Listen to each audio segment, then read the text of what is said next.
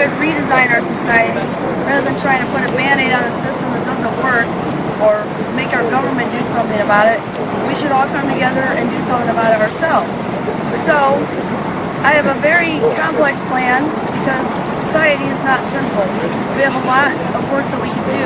However, everything in my plan involves using existing technology to build new systems or redesign for our new society. So I consider 15 different systems in designing this plan. The systems of living, which are food, clothing, and shelter. The systems, The systems of support, which are energy, the production of goods, our communication systems, and the collecting of resources. Our systems of growth, which are education, transportation, technology and science, and labor coordination, and our systems of maintenance, which is our medical systems, our legal systems, and recycling and waste management. So those are the 15 different systems that I consider, and society really is a collection of many systems that work together. There's no simple solution here. I'm sorry, I think the feed cut. Are you ready? I'm also being filmed by a friend from my own website. In any case, building such and redesigning a new societal collection of systems will take some work. However, I believe if we all came together as a team, we could get this done in maybe 2 years, 2 or 3 years. So the phases, there's implementation phases. Obviously, we can't just boom, all get together and build a new building. We got to have some blueprints first. So first, there's the overall conceptual design, which is available on this website. It's not super detailed. I don't have the technical knowledge to make it as detailed as I'd like. However, I do know that everything I talk about is existing technology. It doesn't exist. Stage 2 would be getting together a team of specialists who do have the technical knowledge to put together such a design and develop one blueprint for each system, and then share that with everybody in every city, everywhere that wants to implement it. Stage 3 would be the recruiting phase. From doing the technical designs, we would understand the resources needed and the labor needed in order to make something like this a reality. So then stage 3 would be recruiting the necessary labor, not only to build the new systems, but to remain in their current positions that are necessary, such as food production, medical care, keeping communications and energy going while we build. So that would be stage 3, be recruiting the labor to build the new systems and the labor to maintain existing systems during the building phase. Stage 4, once we have those recruits in place, would be canvassing, getting the word out to every single household in America, or even the globe, and asking if they are willing to adopt this new system. We already have the system design and the labor in place, so would you be willing to stand up at a certain date and say, you know what, we're done. We're done playing with the existing system. We're done using money. Let's just eliminate money and build this new system together and let everybody live freely. Stage 5 would be actually when we stand up and do that and say, no more monopoly, it's time to play a rector set. And stage 6 is the building. So after we've eliminated money, we don't have to worry about where the money's coming from to do this. We can all just get together and work together as a team to actually put it in place. Stage 7 would be retirement. So let me talk to you real quick about each of these systems and just explain the existing technology that we can use to do these things. Number 1, food. In the structures, I've broken these down into 4 separate areas of structures. Living systems, which are food, clothing, and education. Food, clothing, and shelter. Our support systems, which are energy, the production of goods, our communications, and collecting resources. Our growth systems, which are education, transportation, technology and science, and labor coordination. And our maintenance systems, which is our medical care systems, our legal systems, recycling, and waste management. Oops, sorry. Can everybody hear me okay out there? hopefully so. I'm also filming this, which will be on a YouTube channel eventually. So in any case, back to the number one thing, food. We currently have the knowledge and technology to build skyscraper farms, which can be fully automated through the planting, the tending, the harvesting, and even the processing of food. What I envision is having a skyscraper farm or a farming complex in each community so that we no longer have our food growing centralized. It's been decentralized and re-centralized to be near the people that need the food.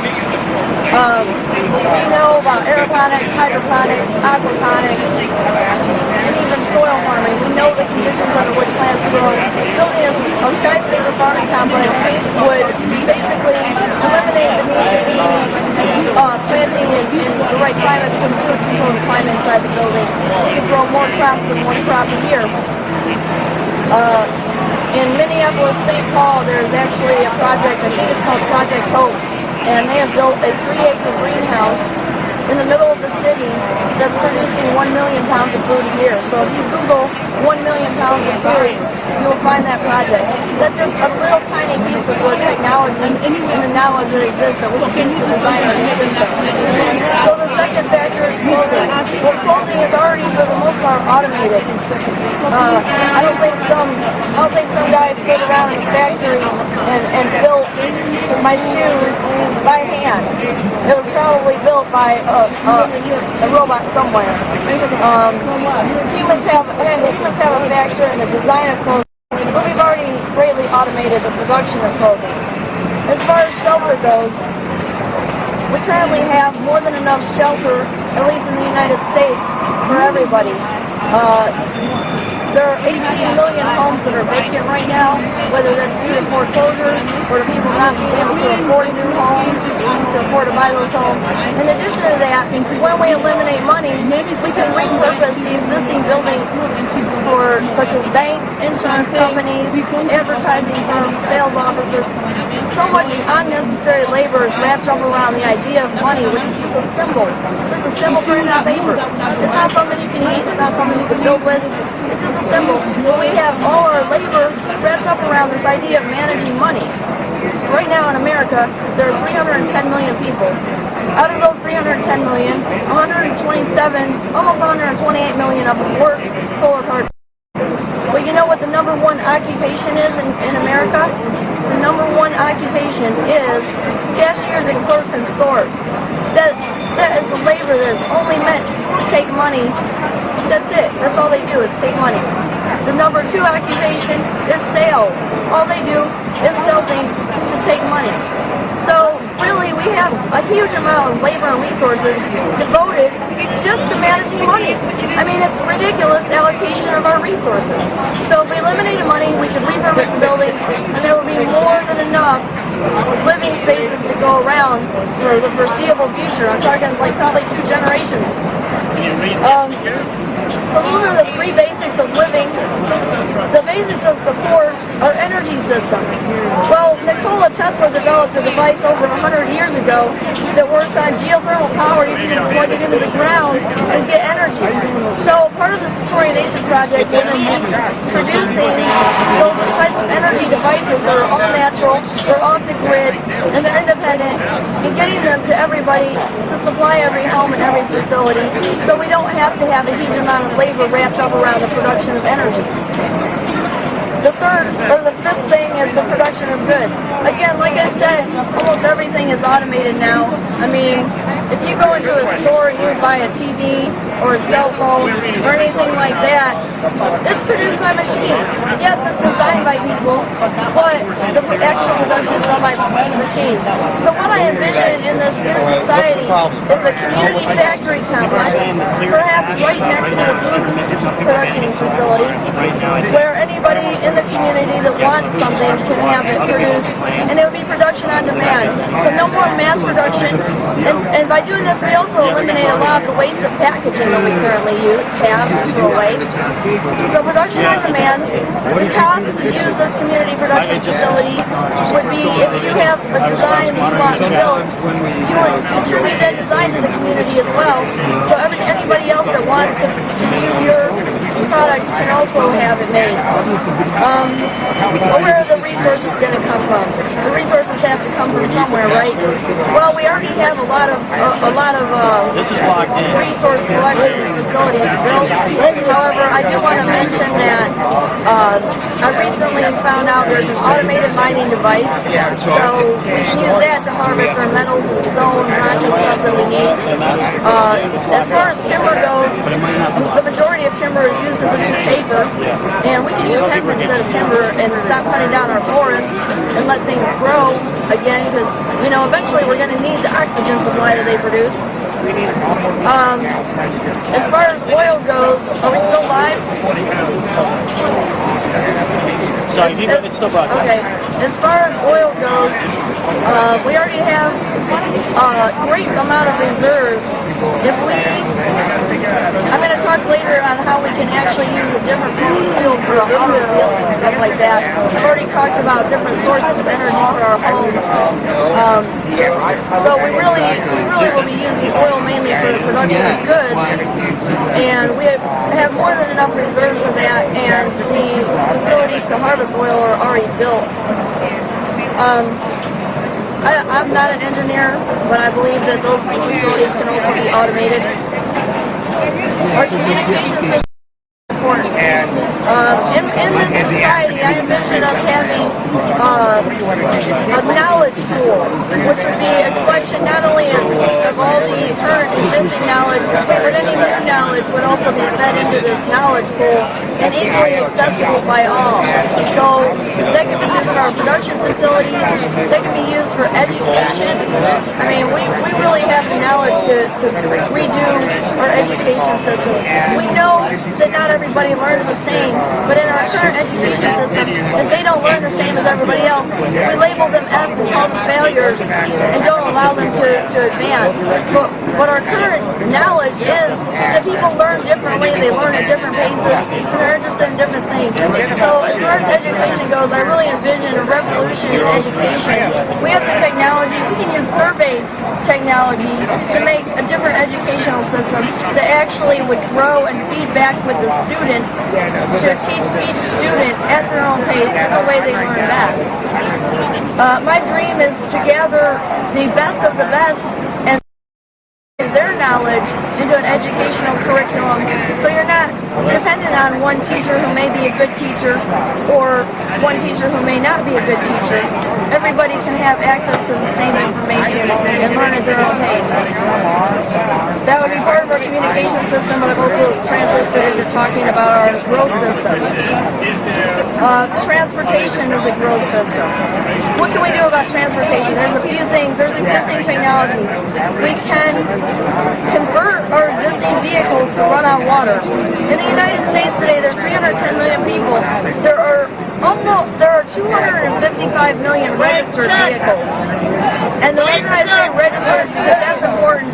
That tells us that those vehicles are running. They're not sitting in somebody's yard somewhere inactive. Almost one vehicle per person in the United States, including children who don't need vehicles. What I envision us being able to do about our transportation system is first converting them to run on water, which is an existing technology. It already exists. Secondly, building a network traffic grid that would incorporate 5 existing technologies. The computer controls that are already in cars, right? A computer console to put in each vehicle, RFID chips to network inside each vehicle and along the roadway, and a computer networking system to tie it all together, and GPS technology, mapping technology. So we already have those 5 pieces. It's just a matter of applying them in a different way. And can you imagine getting into your vehicle and typing in a destination, and it goes automatically to that destination? Sorry about that. So,